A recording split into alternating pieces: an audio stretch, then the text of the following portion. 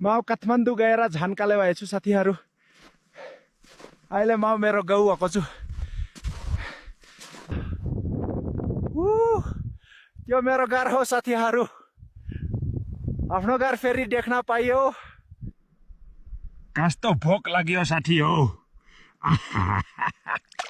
आज राति पार्टी। ढुङ्गामा माछा पकाउँदाको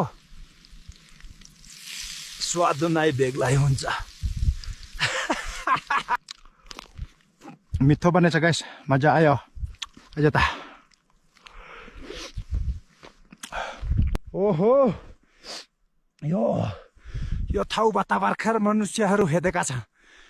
एकदम ताजा छ यो दृश्य। हेर्नुस् साथीहरू, ओहो कस्तो राम्रो। साथीहरू आज बहुत थक्यो। अब अर्को भिडियोमा भेटौँला। Bye bye.